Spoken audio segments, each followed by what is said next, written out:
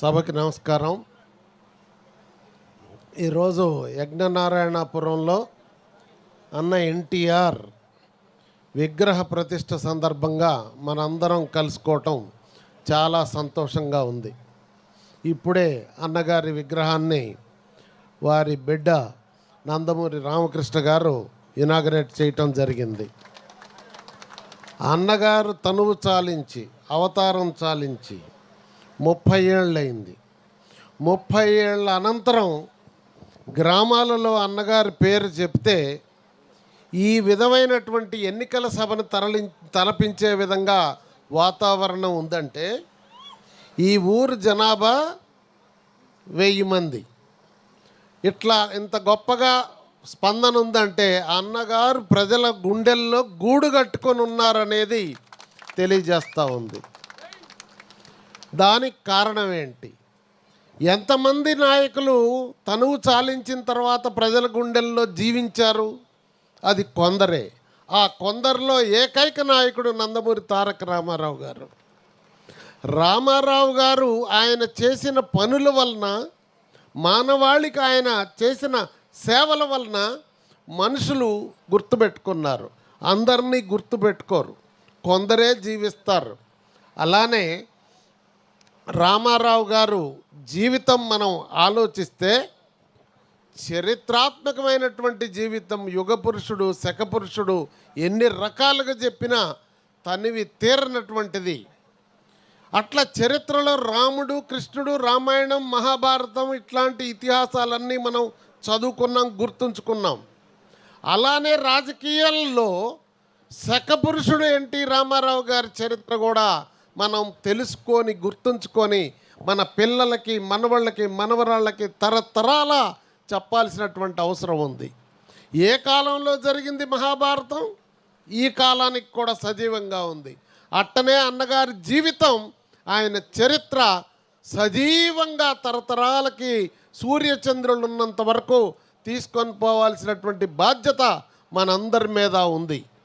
అందుకే నేను కొంతమంది మిత్రులతో కలిసి ఆయన శత జయంతి సందర్భంగా అన్న ఎన్టీఆర్ లిటరరీ కమిటీ అని పెట్టి, మీకు తెలుసు కార్యక్రమాలు చేశాం. విజయవాడలో మనం రజనీకాంత్ గారిని ఆహ్వానించి, బాబు గారు, బాలయ్య గారు, రామకృష్ణ గారు కూడా వేదిక మీద ఉన్నారు. ఎన్టీఆర్ గారి తొలితరం సంతానం అంతా మనం పెద్ద ఎత్తున ప్రపంచవ్యాప్తంగా జరిగింది. తెలంగాణ, ఆంధ్రాలో గ్రామాన జరిగింది. అది ఆయన మీద ఉన్నటువంటి మమకారం. ఎందుకు ఇంత మమకారం ఉందన్నగారి మీద అని ఆలోచిస్తే, ఆయన సినిమాల్లోనూ రాజకీయాల్లోనూ చేసినటువంటి సేవలు, జీవితాన్ని మీరు తెలుసుకోవాలి. ఇలాంటి పుణ్యపురుషుల జీవితాలు తెలుసుకుంటే అన్నగారు కష్టించి పనిచేసినటువంటి మనిషి. మీకు తెలుసు, చదువుకునే రోజుల్లోనే ఇవాళ రేపు ఏమంటున్నా, అమెరికా పోయిన పిల్లలు ఒక పక్క ఉద్యోగం చేస్తూ ఇంకో పక్క చదువుకుంటున్నారు, పైకి వస్తున్నారని మనం వింటున్నాం. ఇది ఆ కాలంలోనే అన్నగారు విజయవాడలో చదువుకుంటూ సైకిల్ మీద పాలు అమ్మి ఆదాయం సంపాదించి కష్టించి పనిచేసి చదువుకొని పైకి వచ్చినటువంటి నాయకుడు ఎన్టీ రామారావు గారు. ఆ కాలంలో ఉద్యోగం వచ్చింది, ఉద్యోగానికి వెళ్ళాడు. సబ్ రిజిస్ట్రార్గా అంటే పెద్ద ఉద్యోగం కింద లెక్క. ఆ రోజుల్లో బిఏ చదివితే పెద్ద చదువు కింద లెక్క. సైకిల్ ఉంటే ఈరోజు సైకిల్ ఉంటే అంత గొప్పగా ఉన్నటువంటి మనిషి. ఉద్యోగం వస్తే అక్కడ జరిగే అవినీతి కార్యక్రమాలు చూసి ఆయనకి నచ్చలేదు. ప్రజలకు సేవ చేయటానికి ఉద్యోగం ఇస్తే ఈ విధంగా కోటు జేబులో డబ్బులు పెట్టడం ఏంటరా నాయన, ఇది వద్దు, ఇచ్చి పాడు ఉద్యోగం నాకని రాజీనామా చేసిండు. అది అన్నగారు నిజాయితీ. అప్పటి నుంచి చివరి వరకు కూడా అదే నిజాయితీగా పనిచేశాడు రామారావు గారి. సినిమాల్లో ఉన్న, రాజకీయాల్లో ఉన్న. అలానే ఆయన సినిమాలలో ఏ రోజు నటించినా మీరు చూడండి, సమాజంలో ఉన్నటువంటి అన్ని పాత్రలు నటించాడు. కూలివాడి దగ్గర నుంచి రాజుగారి దాకా, కార్మికుడి దగ్గర నుంచి కర్షకుడి దాకా అన్ని మారు వేషాల్లో, ఇతర వేషాల్లో మీరు ఒకసారి ఆలోచించండి. ఎన్ని రాస్తే పేజీలు చాలో.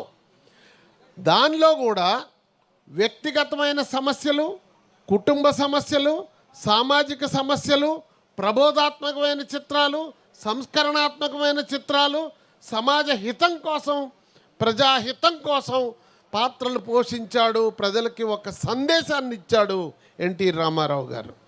అంతేగాని ఆయన సినిమాలు తీసినాలోనే తీశాడు. ఆదాయం రాకపోయినా దానికే కట్టుబడ్డాడు. అందుకే ప్రజల మనసుల్లో జీవించాడు రామారావు గారు.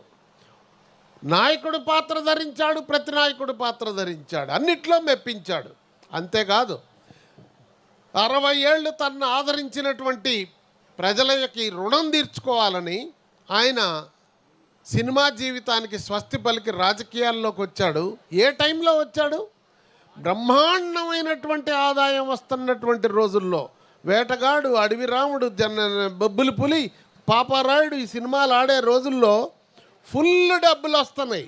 డబ్బులు లెక్క పెట్టలేదు రామారావు గారు. వెంటనే ఆపేసి 60 ఏళ్ళైనా ఇంకా చాలు, జనం ఆదరించారు, వారి రుణం తీర్చుకోవాలని ఆయన వచ్చాడు. సంవత్సరానికి 10 సినిమాలు నటించాడండి ఎన్టీ రామారావు గారు. ఇవాళ యాక్టర్లు ఎవరన్నా 10 సినిమాలు నటిస్తున్నారా? ఒకే సంవత్సరం 16 సినిమాలు నటించాడు. 16 సినిమాల్లో కూడా చారిత్రక సినిమాలు ఉన్నాయి, జానపదం ఉన్నాయి, సాంఘికం ఉన్నాయి, పౌరాణికం ఉన్నాయి. విలన్ పాత్ర ఉంది, ప్రతినాయకుడి పాత్ర ఉంది, నాయకుడి పాత్ర ఉంది, అనేక మారు వేషాలు ఉన్నాయి. ఇవన్నీ ఒక్క సంవత్సరంలోనే నటించడం అంటే అసాధారణమైనటువంటి విషయం. ప్రపంచ సినిమా చరిత్రలోనే ఏ భాషలో కూడా ఈ విధంగా నటించినటువంటి నాయకుడు లేడు ప్రపంచంలో అంటే అతిశయోక్తి కాదు. మీరు ఆలోచించండి ఇంటికెళ్ళి, ఇది నిజం. అలానే రాజకీయాల్లోకి వచ్చిన తర్వాత ఆయన ఆలోచించాడు. అప్పటికి 35 ఏళ్ళు స్వతంత్రం వచ్చి అందరు రాజకీయ నాయకులు దేశాన్ని బాగు చేస్తామని చెప్పారు, పేదరికం లేకుండా చేస్తామని చెప్పారు. కానీ చేశారా? మాటలు చెప్పారు కానీ చేతలు చెయ్యలేకపోయారు. రామారావు గారికి చిత్తశుద్ధి ఉంది కనుక చెప్పింది చెప్పినట్టు అమలు చేశాడు, ఆచరించాడు. ఆయన ఏం చెప్పాడు?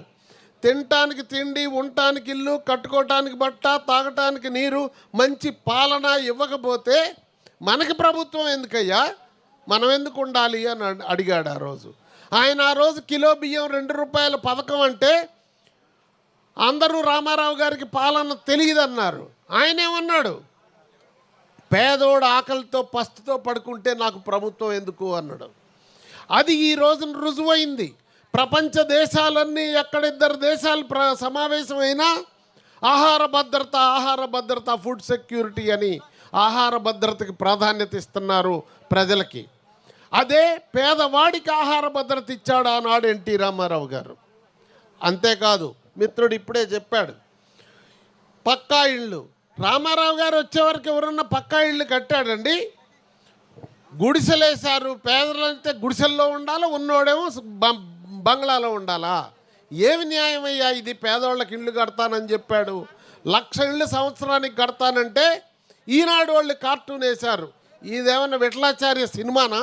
హైదరాబాద్లో ఉండి ఈయన పేదోడికి ఇల్లు ఎట్ట కడతారు అబ్బా అని. ఆకలి 1 లక్ష కాదు, 5 లక్షలు కట్టి చూపించాడు ఎన్టీ రామారావు గారు. ఆ పథకాలు ఇంకా అమలు జరుగుతూనే ఉన్నాయి. దేశంలో భారతదేశ ప్రభుత్వం ఆచరిస్తుంది ఈ పథకాన్ని, అన్ని రాష్ట్ర ప్రభుత్వాలు ఆచరిస్తున్నాయి ఇదే పథకాన్ని, ఇంకా కొనసాగిస్తున్నారు. అంటే ఎంత ముందు చూపు ఉంది రామారావు గారికి ఆలోచించండి. ఆహార భద్రత విషయంలో కూడా ఈరోజు అన్ని ప్రభుత్వాలు ఆచరిస్తున్నాయి. ఇంకొక మాట చెప్తా, పెన్షన్ ఇచ్చాడు. వృద్ధులకి, వితంతువులకి, వికలాంగులకి పెన్షన్ ఇచ్చాడు ఎన్టీ రామారావు గారు. అప్పుడు దాకున్న 35 ఏళ్ళ పాలకులు ఎందుకు ఇవ్వలేకపోయారు? వాళ్ళకి ఎందుకు ఆలోచన రాలేదు? అప్పుడు దాకా ఈ బాధలున్న మనుషులు లేరా సమాజంలో? కానీ వాళ్ళకి చిత్తశుద్ధి లేదు. రామారావు గారికి చిత్తశుద్ధి ఉంది. అందుకే ఆయన వీళ్ళందరికీ ఆనాడు 40 ఏళ్ల నాడు పెన్షన్ ఇస్తే ఈరోజు ప్రభుత్వాలు ఇంకా పెన్షన్లు ఇస్తామని అసలు రాజకీయాలే పెన్షన్ మయమైపోయింది ఈ కాలంలో. మరి ఏ రోజు మాట అది? ఆ రోజు రోజుకు రూపాయి చొప్పున 30 రూపాయలు ఇస్తే ఈరోజు ధరల ప్రకారం లెక్కేస్తే 6,600 రూపాయలకు సమానం. ఇంటికెళ్ళి పుస్తకం పెన్ను తీసుకొని లెక్కలేసుకోండి. మరి ఈరోజు ఏ ప్రభుత్వం అన్న 6,600 రూపాయలు పేదవాడికి ఇస్తుందా? బడ్జెట్లో పేదోడి వాటా అది ఎన్టీ రామారావు గారి దృష్టిలో. మరి ఈ ప్రభుత్వాలు ఆ వాటా ఇవ్వలేకపోతున్నాయి. పేదవాడి మీద అంత దృష్టి లేదు. కానీ భారతదేశంలో ఒకే ఒక రాష్ట్రం ఆంధ్రప్రదేశ్లో 4,000 రూపాయలు పెన్షన్ ఇస్తున్నారు. అది చంద్రబాబు నాయుడు గారికే సాధ్యమైంది అని మీకు నేను తెలియజేయటానికి సంతోషపడుతున్నాను. అంతేకాదు, భారతదేశం వ్యవసాయక దేశం. వ్యవసాయం అభివృద్ధి చెందితేనే దేశం అభివృద్ధి చెందుతుంది. వ్యవసాయం అభివృద్ధి చెందటానికి కావాల్సినన్ని నదులు నదాలు ఉన్నాయి. వీటన్నిటినీ కలిపితే ప్రతి ఎకరానికి నీరు ఇవ్వచ్చు. నీరిస్తే వ్యవసాయం రైతు సుభిక్షంగా ఉంటాడని మొదట పంచవర్ష ప్రణాళికలో రాశారండి స్వతంత్రం వచ్చినప్పుడు.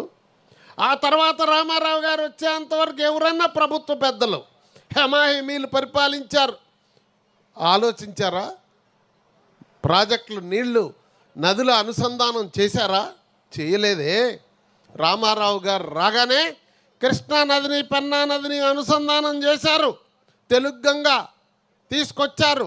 రాయలసీమ మొత్తానికి ప్రాజెక్టులు రచించి సస్యశ్యామలానికి నడుం బిగించారు. ఆయన ఆ రోజు రచన చేసిన పథకాలకి మళ్ళా బాబు గారు ఈ రోజున పోలవరం బనకచెర్ల పథకం ద్వారా రాయలసీమలో ఆయన రూపొందించిన మొత్తం పథకాలకి నీళ్లు మళ్ళిస్తున్నాడు. కృష్ణా నీళ్లు తద్వారా ప్రతి ఎకరాన్ని సస్యశ్యామలం చేస్తున్నాడు. ఆ నదుల అనుసంధానం అనే పథకాన్ని ఈ రోజుకి భారతదేశంలో అక్కడ ఎన్టీ రామారావు గారు ఆ తర్వాత బాబు గారే చేశారు. కానీ ఇంకెవరు ఏ రాష్ట్రంలో ఇంకా బిగించలేదు. మొన్న మోడీ గారు చెప్పాడు, ఎస్, భారతదేశంలో నదుల అనుసంధానం తీసుకురావాల్సినటువంటి సమయం ఆసన్నమైందని ఇప్పుడు కేంద్ర ప్రభుత్వం ఆలోచిస్తూ ఉంది. మహిళలకి ఆస్తిలో సగం వాటా. ఏమండి, సమాజంలో సగం భాగం మహిళలే కదా ఉంది. మహిళల గురించి ఎవరన్నా ఆలోచించారా ప్రభుత్వాలు పూర్వం? సాక్షాత్తు 17 ఏళ్ళు ఈ దేశాన్ని ఏలిన మహిళ కూడా, ఇందిరాగాంధీ కూడా మహిళల బాగోగులు ఆలోచించలా.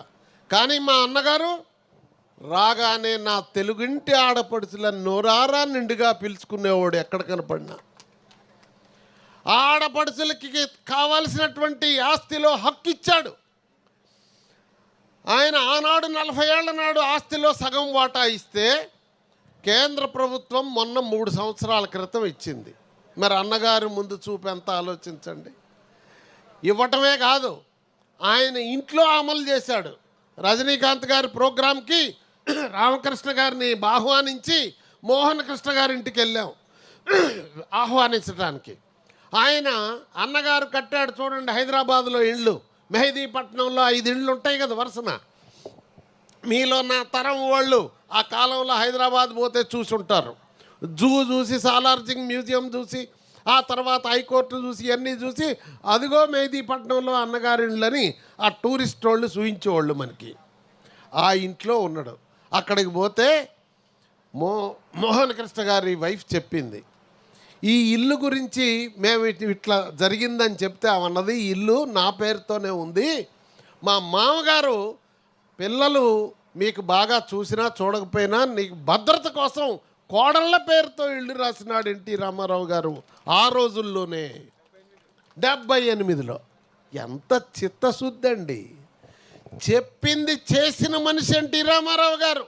ఏం చెప్పాడో అది చేశాడు, ఏం చేశాడో అదే చెప్పాడు. ఇంకొకటికి సాధ్యమా? ఎవరన్నా చేసిన వాళ్ళు ఉంటే నాకు పేరు తీసుకొని రండి. అది ఎన్టీ రామారావు గారి యొక్క ప్రాధాన్యత. అందుకే ఇప్పటికీ ఆయన ప్రజల మనసుల్లో చిరస్థాయిగా గుండెల్లో చెదరని గూడు కట్టుకున్నాడు. ఆ మహానుభావుడి చరిత్ర భావితరాలకు మనం తెలియజేయాల్సినటువంటి అవసరం ఉంది.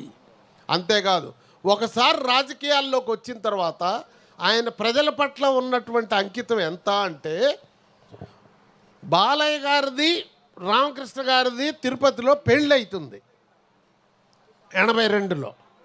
అప్పుడే ఈయన మార్చిలో పార్టీ పెట్టాడు, డిసెంబర్లో పెళ్ళి అవుతుంది. 2 కొడుకులు పెళ్ళి అవుతుంటే తిరుపతిలో తండ్రి పోలేదంటే ఏమి ఆలోచించండి. పైపెచ్చి ఏం చెప్పాడు?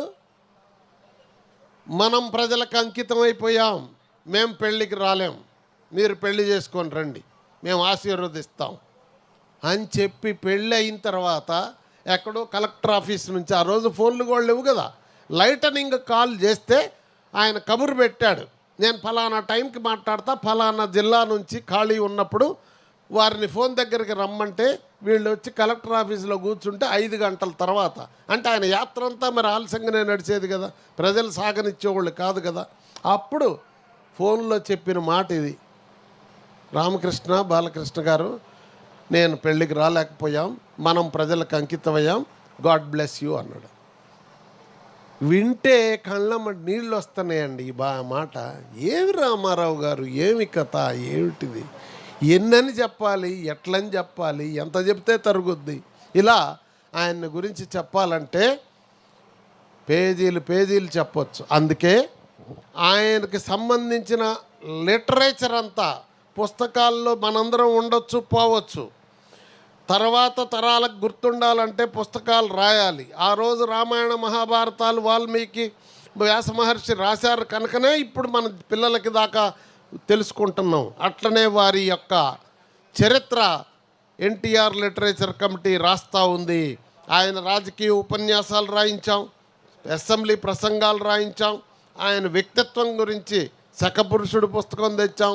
ఆ తర్వాత ఆయన సినిమాల్లో ఇచ్చిన ఇంటర్వ్యూల గురించి తారక రామన్ తెచ్చాం. ఈ సంవత్సరం ఆయన సినీ వజ్రోత్సవం జరుగుతుంది. మొట్టమొదట ఆయన సినిమాల్లో పాల్గొని 1949లో మొదలుపెట్టాడు. ఈ రోజుకి 75 సంవత్సరాలు అన్న సినీ వజ్రోత్సవం జరుగుతుంది. ఇది కూడా ప్రపంచవ్యాప్తంగా జరుగుతున్నాయి మొదలైన ఈ కార్యక్రమాలు. ఎంతో స్పందించి సింగపూర్ వాళ్ళు, దుబాయ్ వాళ్ళు కార్యక్రమాలు చేశారు. ఆ తర్వాత నిన్న బహ్రెయిన్లో, సౌదీ అరేబియాలో చేశారు. రేపు కువైట్లో చేయబోతున్నారు. మళ్ళా జూన్లో న్యూజిలాండ్లో, ఆస్ట్రేలియాలో. ముందుకు ముందే మా దగ్గరికి రండి, మేము కార్యక్రమం చేస్తాం, అన్నగారిని స్మరించుకుంటాం. నిజానికి ఈ ప్రోగ్రాం శ్రేయా శ్రీనివాస్, నాకు ఆయనకి అనుబంధం ఏర్పడింది. మొట్టమొదట అన్నగారి 100వ జయంతి కార్యక్రమం విజయవాడలో, హైదరాబాద్లో చేసినప్పుడు మా తమ్ముడు శ్రేయా శ్రీనివాస్ నాకు సహకరించాడు, నిలబడి. డిజిటల్ మీడియాలో కింగ్ అతను. డిజిటల్ మీడియా పవర్ అంతా చూపించి అన్నగారిని బ్రహ్మాండంగా ఆవిష్కరించాడు.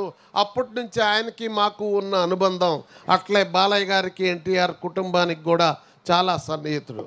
తమ్ముడు ఎక్కడ తెర వెనకుంటాడు, ఎక్కడ కనపడ్డ తెర మీద. ఇందాక నేను ఖమ్మంలో ఉన్న అడిగా, శ్రీనివాస్ తెలుసా అంటే తెలియదు అన్నారు. శ్రేయాస్ తెలుసా అంటే తెలుసు అంటున్నారు. మంచి సృష్టికర్త, వయసు తక్కువే కానీ పెట్ట కొంచెం కోతగనం.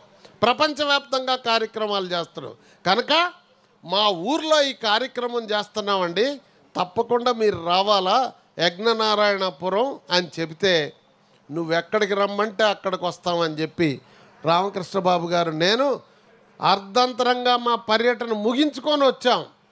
వచ్చి ఈరోజు ఇక్కడికి హాజరు కావటానికి మాకు చాలా సంతోషంగా ఉంది. ఇది మరుపు రానటువంటిది, మరువలేనటువంటి ఘటన ఈరోజు ఈ ఊరిలో జరిగే కార్యక్రమం అని తెలియజేస్తున్నాను. అంతేకాదు మా మండల నాయకుడు మాట్లాడుతూ రాజకీయంగా కొన్ని మాటలు ప్రస్తావించారు తెలుగుదేశం గురించి. ఎస్, తెలుగుదేశం ప్రజల గుండెలాగా రాబోతూ ఉంది. రేపు ఎన్నికల్లో ఎన్డీఏ ప్రభుత్వం తెలంగాణలో రాబోతుందని నేను ఘంటాపదంగా చెప్తున్నాను. ఆంధ్రప్రదేశ్లో ఏదైతే ప్రయోగం జరిగిందో అదే ప్రయోగం రేపు తెలంగాణలో జరగబోతుంది. జరిగితే ప్రభంజనం సృష్టించబోతున్నారు. ఎందుకు? అప్పుడే ఒక పార్టీని చూశారు, 2 ఎన్నికల్లో చూశారు, పక్కన పెట్టారు. ఇంకో పార్టీని తీసుకొచ్చారు. 2 ఏళ్లకే ప్రజల్లో ముఖం మత్తిపోయింది. నేను ఆ రోడ్డు మీద నిలబడి కాఫీ హోటల్లో, బడ్డీ కొట్లో అన్నీ అడిగా, సర్వే చేశా. గత ముందే వచ్చా, నేను ఎవరో వీళ్ళకి తెలియదు కదా పాపం. ఏంది అబ్బాయి ఎట్లుంది, ఏం కథ అని అడిగా. ఏంటండి అసలు ఊళ్ళల్లోకి వస్తే బాధేటట్టున్నారు కాంగ్రెస్ వాళ్ళని అంటున్నారు. ఎందుక అంత కోపం అంటే, అంట్లుంది మరి మేమేం చెప్పామండి, జనంలో ఉన్నది చెప్తున్నాం అంటున్నారు. ఆయనది అట్టుంది అన్న, ఆయనది అసలు మర్చిపోయారు కదండి అని. మరి రేపు ఎన్డీఏ వస్తే ఊగుద్దండి, ఊపుతాం ఒక ఊపు అని ప్రత్యామ్నాయ రాజకీయం కోసం తెలంగాణ ఎదురు చూస్తుంది. అది జరగబోతుంది. దానికి మీరు సమాయత్తం కావాల్సిందిగా కోరుతున్నాను. దానికి అన్నం ఉడికిందా అంటే బియ్యం ఎట్టయితే పట్టుకుంటామో, బియ్యం పట్టుకుంటే ఈ ఊర్లో యజ్ఞనారాయణపురంలో 800 ఓట్లు ఉన్నాయి. 250 సభ్యత్వం చేయించాడు నా మిత్రుడు నరేష్. 250 సభ్యత్వం 800 ఓట్లల్లో అంటే ఇంకేంది చెప్పండి? 3 పార్టీలు పంచుకుంటే ఎవరు గెలుస్తారయ్యా? అట్లా మిత్రుడు బ్రహ్మాండంగా. ఇక్కడ ఏమన్నా అధికారం ఉందా? వస్తుంది అనుకున్నావా? నవీన్ సామినేని నవీన్ ఇలా అంకితమైనటువంటి మిరకల్స్ చురుకైనటువంటి కార్యకర్తలు 20 ఏళ్ళైంది తెలుగుదేశం పార్టీ దూరమై, కానీ గుండెల్లో చెక్కు చెదరలేదు. చూడు మా వాడు డ్రెస్ ఎట్లా వేసిండో, ఇది ఎట్లా పెట్టిండో తెలిసిందా? అలానే ఇంకొక మిత్రుడు హరీష్, ఈయన మొత్తం రాష్ట్రంలోనే 5800 సభ్యత్వాలు చేర్చిండండి తెలుగుదేశం పార్టీకి. కేంద్ర కార్యాలయంలో అభినందించామండి. ఇది అన్నం ఉడుకుద్దా లేదా అని తెలియటానికి ఎట్టయితే నాడి, ఇది ఈ 2 నాడులను బట్టి తెలుస్తుంది. ఇందాక కాఫీ హోటల్ రోడ్డు మీద చెప్పినటువంటి సమాచారం ఎప్పుడైనా వెనక సర్వేలు ఉన్నాయా? అన్నగారి టైంలో మా ఓటు వాళ్ళని పంపించేవాడు, తెలుసుకొని రమ్మంటే మేము ఊళ్ళోకి వచ్చేవాళ్ళం, ఊరు బయట పోయేవాళ్ళం, పొలంలో చూసేవాళ్ళం, దారిని వచ్చేవాళ్ళని అడిగేవాళ్ళం. అడిగితే నాడి తెలిసిపోయేది. దాన్ని బట్టి టికెట్ ఇచ్చినా ఏ ప్రభుత్వం వచ్చేది చెప్పేవాళ్ళం. ఇవాళ ఆ పనే చేశారు, నాటు వైద్యమే కరెక్ట్. అందుకని ఏది ఏమైనా మీరందరూ ఈ మండు టెండలో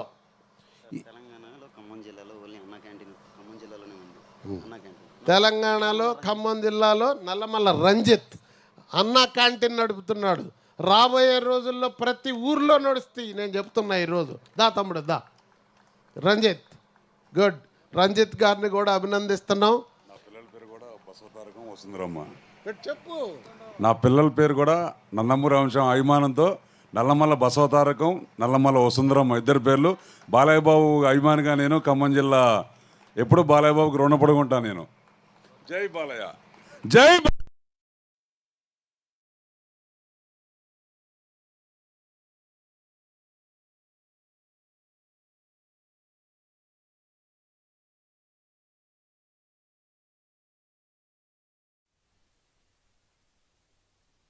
అని తెలియజేస్తూ, మండు టెండలో చెమటలు కారిపోయి బట్టలు తడిసిపోతున్న కదలకుండా మెదలకుండా కూర్చొని మీరు ఈ సభను విజయవంతం చేసినందుకు మీ అందరికీ చేతులెత్తి నమస్కారం చేస్తూ సెలవు తీసుకుంటున్నాను. నమస్కారం. జనార్దన్ గారి ప్రసంగానికి సభ యావత్తు